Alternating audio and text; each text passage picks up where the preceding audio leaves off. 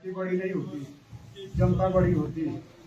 और जनता जो निर्णय लेगी वो पार्टी वार्टी सब घुस जाती है। आज तक का इतिहास उठा करके देख लो, हमेशा विरोध में, यहाँ वालों ने विरोध में ही वोट दिया है।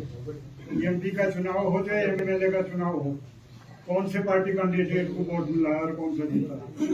तो इसलिए हम ये बोल रहे हैं कि सभी लोग जो है एकजुट होकर के, इतना बड़ा त्याग किया, डॉक्टरी का जो इतना बहुत अच्छा ऑक्यूपेशन है, और उसे छोड़ करके जो है जन सेवा के लिए हम लोगों के बीच में आया है। पहला ये, और आकर के ऐसा नहीं कि आया और सीधे लाभ लेने के लिए आप लोगों के बीच में उतर, इतने लंबे संघर्ष के बाद कि अपनी डॉक्टरी की नौकरी छोड़ करके जनता की सेवा के, चाहे वो सामाजिक हो, धार्मिक हो, राजनीतिक हो, व्यावहारिक हो, किसी भी पर सांस्कृतिक हो, किसी की वैचारिक उसके लिए हो, तो कहीं पर भी डॉक्टर कपिल देव पीछे नहीं रहे। और आप अच्छी तरह से जानते हो, बिना पद के ही आप इतना काम कर सकते हैं, इतनी लगन आपके अंदर है। तो आपका, हम चाहते हैं कि आपको कोई ऐसा दायित्व मिलता है तो पद के प्रभाव से आदमी कुछ और अधिक काम कर सकता है। लेकिन कोई बात नहीं, पार्टी ने इन चीजों को नहीं देखा कि कौन काम कर रहा है, कौन नहीं कर रहा है। और मंत्री चौधरी जो काम हमारे किया है, मैं उनका धन्यवाद करना चाहूंगा कि ऐसे लोग इस क्षेत्र में होने चाहिए। ये क्षेत्र का अगर विकास नहीं हो रहा तो इस मंत्री चौधरी ये क्षेत्र का विकास। और विकट के समय में अगर लोग एक साथ इकट्ठे हो रहे हैं तो समझ लो कि उसने अपने अच्छे समय में कुछ बोया है। तो सबसे पहले मैं आप सब लोगों के चरणों में प्रणाम करता हूँ। तो आज देखो देश के जो एक विकास की गति है, तो मैं माननीय नरेंद्र मोदी जी का मतलब बहुत ज्यादा मतलब हृदय से आभार व्यक्त करना चाहता हूँ कि एक अच्छा आदमी इस देश को चला रहा है। तो आप सब लोगों ने मुझे बोला कि देखो भाई कपिल तो भी सामाजिक कार्य कर रहा है, अच्छे काम कर रहा है, अपनी नौकरी छोड़ के लगातार प्रयास कर रहा है। तो मैंने भी यही प्रयास किया कि देखो भाई अगर मैं आज मैं बिना पद के भी अच्छा प्रयास कर रहा हूँ और कल अगर मुझे कहीं पे एक पद मिल जाता है, वो पद भी प्रधानमंत्री जी अच्छे हैं, माननीय मुख्यमंत्री जी अच्छे हैं, उनसे भी मैं इस पार्टी से जोड़ूं, तो मतलब अगर मुझे ताकत मिलेगी तो मेरे ताकत से आप लोगों को भी ताकत मिलेगी। साथियों प्रणाम, नमस्कार। जिस तरीके से वर्तमान में उत्तराखंड निकाय चुनाव की सरगर्मियां तेज हैं और कहीं ना कहीं लगातार जो है प्रत्याशी ग्राउंड पे है और भाजपा ने भी अपने प्रत्याशियों को जो है फाइनल सूची जारी करके ग्राउंड पे उतार दिया है। इसी बीच जो है हम आज बड़कोट, उत्तरकाशी जनपद के बड़कोट से आपको एक बड़ी खबर के साथ जोड़े चलते हैं कि जिस तरीके से हमारे पीछे आप देख रहे होंगे सामाजिक कार्यकर्ता कपिल देव रावत हैं और कहीं ना कहीं एक टिकट की उम्मीद में थे। भाजपा कहीं ना कहीं उन्हें अपना चेहरा बनाए और बड़कोट नगर पालिका से वो भाजपा के चेहरा बन के चुनाव लड़े, लेकिन इसके विपरीत जो है कहीं ना कहीं परिणाम जो रात को लिस्ट जारी होती है तो भाजपा का टिकट जो है किसी अन्य को मिलता है। लेकिन इसी बीच एक बैठक यहाँ होती है, तमाम कार्यकर्ता एकत्रित होते हैं और कहीं ना कहीं कपिल देव रावत को चुनाव के लिए मैदान में उतारने की तैयारी करते हैं। पहले हम बात करने का प्रयास करेंगे कपिल देव रावत से कि आखिर भाजपा पे आपने एक बहुत अटूट विश्वास रखा था, कहीं ना कहीं आपकी आशा थी कि भाजपा हाईकमान से आपके नाम पे विचार विमर्श होगा और आपको फाइनली टिकट मिलेगा, लेकिन उसके बावजूद भी कहीं ना कहीं बहुत सी नाराजगियां विभिन्न जगहों पे देखने को मिल रही है, चाहे नगर पंचायत नौगांव हो या नगर पालिका पुरोला हो या नगर पालिका बड़कोट हो। तो हम पहले कपिल देव रावत जी से बात करने का प्रयास करते हैं। जी सर नमस्कार, आपका स्वागत है पार्थ संदेश पर। बहुत बहुत धन्यवाद आपके पार्थ संदेश का।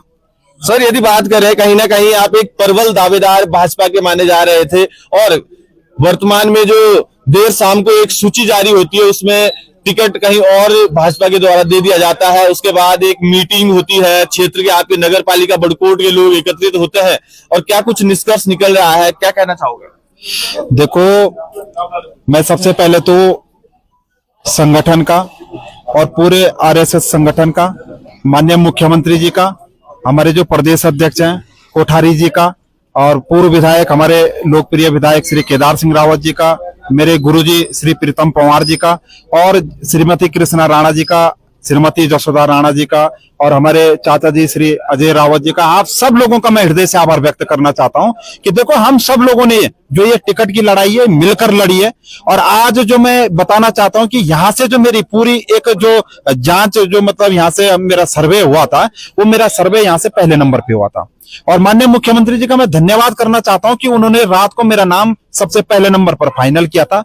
लेकिन कुछ लोग कहीं ना कहीं गड़बड़ जरूर रहते हैं, तो कुछ जय चंदों ने वहां पर मतलब मुझे पचा नहीं पाया, क्योंकि उन्हें पता है कि कपिल रावत एक युवा है, बेदाग छवि का ये है, और ये इस उम्र में अगर बड़कोट में हम इसको टिकट देते हैं तो हमारा तो कहीं पे अता पता नहीं रहेगा। तो उन्होंने वहां पे देखो दलालों का काम दलाली करना होता है, तो दलाली करके अगर उन्होंने मेरा टिकट काटा है तो मेरा टिकट उन्होंने नहीं काटा है, मेरे टिकट ये हैं जो मेरे पीछे खड़े हैं। तो आज इन लोगों ने मुझे एक मतलब ये लगा लो कि यहाँ पर बुलाया, सब लोग यहाँ पर इकट्ठे हुए और मेरे को ये बोल दिया गया कि तेरा टिकट जनता है और तू जनता का कैंडिडेट है।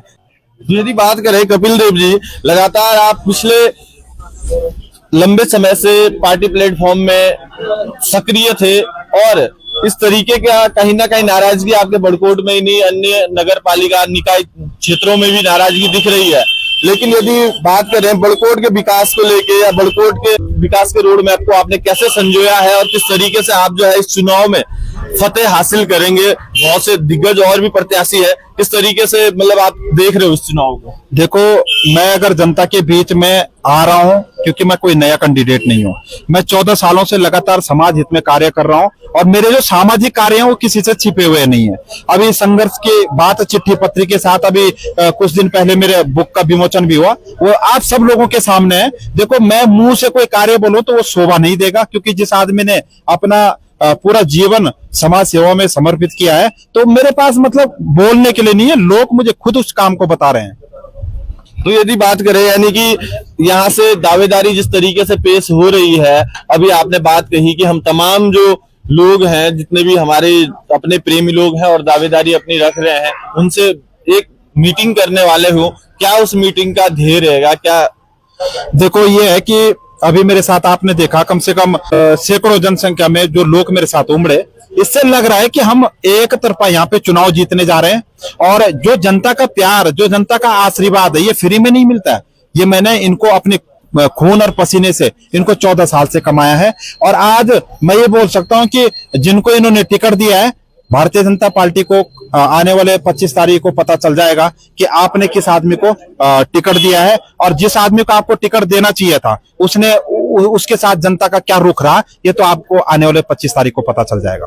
तो चलिएगा, देखिएगा कहीं ना कहीं। चलिए, आपको भी हमारी तरफ से अग्रिम बधाई, शुभकामनाएं। यूं ही आप अपने कार्य पे लगे रहें। तो देखिएगा, चुनावी सरगर्मियां तेज है, कहीं ना कहीं राष्ट्रीय पार्टियों से भी लोगों की नाराजगी दिख रही है। आस लोगों ने लगाई थी, सेवा पार्टी को दी थी, बहुत लंबे समय से लोग जो है पार्टी के लिए कार्यरत थे, लेकिन उसके बाद यदि अनदेखा कहीं किया गया है तो ये ही परिणाम देखने को हमें मिलेंगे। और अभी लगातार पूरे चुनाव में हम भी नजर बनाए रखेंगे, कौन प्रत्याशी कितना भारी किस पे दिखता है, तमाम वो खबरें आपके बीच रखेंगे। तो ये हमारे साथ डॉक्टर कपिल देव रावत, जिन्होंने अपनी गवर्नमेंट जॉब छोड़ के समाज सेवा का विकल्प चुना। तो बने रहिएगा पाठ संदेश के साथ। प्रणाम, नमस्कार, धन्यवाद।